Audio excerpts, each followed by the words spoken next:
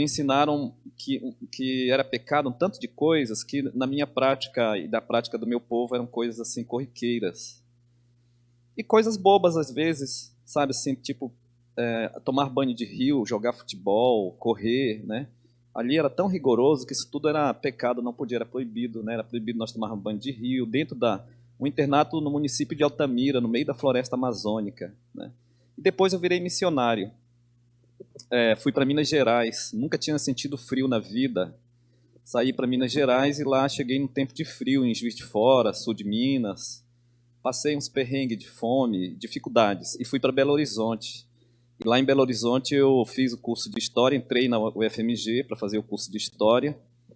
E aí eu sou grato também, não posso deixar de ser grato à universidade, particularmente à UFMG, pelo fato de que no final do primeiro ano de curso eu já me identificava como ateu e anarquista, né? E isso foi, para mim, certamente um avanço grande, né? E ingressei no movimento estudantil, fui liderança do movimento estudantil na UFMG, presidente de DCE, isso tudo no início dos anos 90. Participei da primeira marcha do MST em Brasília, me envolvi com vários movimentos sociais. E depois que eu terminei o curso de História, voltei para a Amazônia. E numa das primeiras conversas que eu tive com o pajé, eu narrei para ele com detalhes essas histórias todas, e ele me fez uma série de questionamentos que me fez me desconverter do ateísmo e partir para outro rumo, né? Primeira coisa, ele perguntou assim, mas afinal de contas, pelo que você me explicou, eu não entendi se você é ateu ou se você é membengocré, né? Eu acho que você tem que escolher, né? Porque o nosso povo não vai nesse rumo que você fala de ateísmo. Para mim foi a primeira coisa assim que eu tive que repensar, né? E a partir dessa fala dele eu comecei a andar muito colado nos xamãs, nas curandeiras, nas parteiras, nas benzedeiras, nos pajés, né? A sede de aprender ou de reaprender coisas que o internato, né, me fez pensar como pecado. Mas uma outra coisa é que eu descrevi para o pajé Matê, que foi vítima da coronavírus, né, agora recentemente. Falei com ele sobre as cidades, né? Como é a cidade? Aí falei com ele sobre Minas Gerais. Belo Horizonte tem uma cidade, tem um rio chamado Rio. Como é que é o nome ali daquele rio de Belo Horizonte, gente? Esqueci agora. É um rio que parece um pouco com Tietê. Esqueci o nome. Arrudas, Rio Arrudas. Parece um pouco com o Rio Tietê. Inclusive, mais recentemente, eles fecharam o rio, passaram. Agora é rua, né? É pista. O Rio Arrudas. Tem aqui um mineiro companheirão que ontem foi me buscar 2 horas da madrugada no aeroporto, quase 2 horas. Cheguei de Lisboa, olha, eu estava em Madrid, Lisboa, e cheguei de madrugada, tá, as coisas parecem que estão meio balançando assim, mas vamos lá. 10 horas de voo sem parar, né? Aí assim, falei com ele sobre Rio Arrudas, né, sobre São Paulo, Rio Tietê. Aí ele perguntou assim, mas tem muita gente nesses lugares? Eu falei, tem muita gente. Ele perguntou assim, mas elas conversam? Eu falei, quase nunca não. Elas passam rápido assim, correm muito e não dialogam muito pouco. Ele falou, tem árvores, muitas árvores. Eu falei, muitas árvores não tem, quase não tem árvores. Tem parques, que em alguns lugares tem parques e lá tem algumas árvores. Aí ele falou assim, olha, eu suspeito que nesses lugares não tem caruana. Caruana são os espíritos da floresta, né? São aqueles que criam e recriam as coisas e que mantêm o respeito entre as pessoas e as outras formas de vida, né? A montanha, os rios, as árvores, os animais. Ele falou assim, porque os caruanas eles vivem dentro das florestas e nos rios. Então, se é isso mesmo que você está dizendo, provavelmente não tenha mais caruana. E aí eu fui reaprendendo um tanto de coisas, e aí eu lembro um texto do professor José Bessa, um grande parceiro, professor no Rio de Janeiro, da UERJ, aposentado, que diz que para nós, povos indígenas, a escola foi um espaço histórico de desaprendizado. Tem um texto chamado A Escola para Desaprender, que está aí disponibilizado na internet, né? Aí ele vai falar exatamente dessa violência histórica que foi, e em grande medida que continua a escola sendo entre os indígenas, né? Eu, particularmente, sou vítima disso, né? E é uma coisa que continua, e aí hoje nós estamos falando de uma outra coisa, né? Nós estamos falando da educação escolar indígena diferenciada. Uma escola que repense o currículo e que traga para dentro da escola as línguas indígenas, né? As cosmologias, as tradições, os cantos, as danças, dialogando com a ciência. É isso que a gente está discutindo desde o final dos anos 70.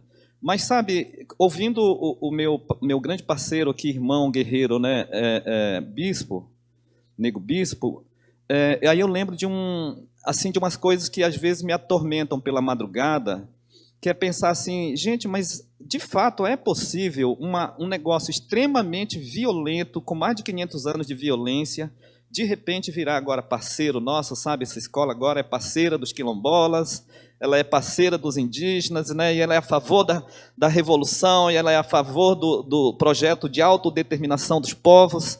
Aí eu fico, sabe, os piolhos começam a andar na cabeça, assim, eu pensando, gente, mas o que é, né? Esse negócio, e qual é a armadilha dessa história toda? Eu fico pensando, mas assim, eu quero fazer uma fala assim no sentido de convergir, de fazer algumas convergências com o meu grande parceiro e a grande parceira falaram, sabe? Pensar assim, então, no sentido de, não de uma mediação, mas no sentido de convergências mesmo de fala, pensar assim que, em primeiro lugar, os povos indígenas são decoloniais por excelência. Então, sabe, eu acho que tem um pessoal aí que talvez seja até herdeiros de colonizadores que estão criando essa teoria da decolonialidade. Mas os povos indígenas fazem isso desde que os primeiros invasores chegaram aqui. Né? Os povos indígenas disseram assim, lá em 1500, nós não queremos capitalismo porque capitalismo é um câncer, né, que está chegando por aqui, e é um câncer não só para nós indígenas, é um câncer para a humanidade. E quando os colonizadores chegaram por aqui, eles trouxeram o capitalismo na sua primeira versão, que era o capitalismo mercantil.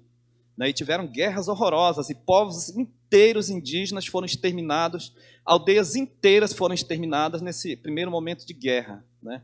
Então, os povos indígenas não estavam questionando essa montagem, esse projeto violento. Mas eu acho que, continuando, sabe, ainda dentro dessa perspectiva de pensar os indígenas como decoloniais por excelência, é pensar também na ideia de interculturalidade. Olha só, o Ailton Krenak apresenta o primeiro episódio da série Guerras do Brasil, né, que é sobre povos indígenas. Tem um momento que ele diz assim, olha, os portugueses, quando chegaram, eles eram poucos, e nós éramos milhões. Nós poderíamos ter matado esses caras porque eles chegaram aqui cansados, fedidos, cheios de perebas, né, famintos, e a gente podia ter pegado esses caras e afogado todo mundo e matado. Mas nós não quisemos fazer isso, sabe por quê? Porque nós queríamos o diálogo, nós apostamos no diálogo, historicamente. Sabe? Nós achávamos que era possível o diálogo. E aí o que aconteceu? Os pajés curaram esses caras, os colonizadores, as curandeiras cuidaram deles, os guerreiros e guerreiras foram na floresta buscar os melhores frutos né, para servi-los, para matar a fome deles. E quando eles se revigoraram, eles vieram violentamente contra os nossos povos, com canhões, com todo tipo de arma de fogo, né, e com essa outra arma tão perigosa quanto a arma de fogo, que é a catequese, de tal maneira que isso foi desestruturando historicamente os nossos povos. Isso é uma coisa. Aí uma outra coisa que aparentemente é contraditória, mas eu penso como complementar, é assim, pensar que esse papo de que nós vivemos num momento de, sabe, de colonialidade. Eu tenho dificuldade de entender isso, porque quando eu penso, por exemplo, no meu irmão Galdino Pataxó, que foi em Brasília participar de uma reunião para a demarcação do seu território, do território do seu povo, e o Galdino não tinha dinheiro para dormir num hotel e dormiu num ponto de ônibus e acordou pela madrugada com um banho de gasolina e, na sequência, fogo sobre seu corpo, o nome disso não é colonialidade, sabe? Eu trabalho numa licenciatura intercultural indígena, no sul da Bahia, no Instituto Federal da Bahia, e no trânsito de uma aldeia para outra, o carro que eu estava foi interceptado por pistoleiros armados, pararam o carro, me arrancaram de dentro do carro, me bateram, colocaram um revólver na minha cabeça e apertaram o gatilho, não saía bala, porque os meus antepassados, ancestrais, não permitiram. Colocaram fogo no carro, um carro do governo federal, um carro institucional, né, na BR-101, perto da cidade de Boirarema, que é onde fica situada a aldeia do Cacique Babau, né, que o Cacique Babau lidera. Isso não é colonialidade, sabe? Então, assim, o Ailton Krenak diz assim, olha, se para alguns os colonizadores já foram embora, eu não sei nem o que dizer sobre isso, mas para nós isso não é verdade. Os colonizadores, eles invadem território, eles fazem...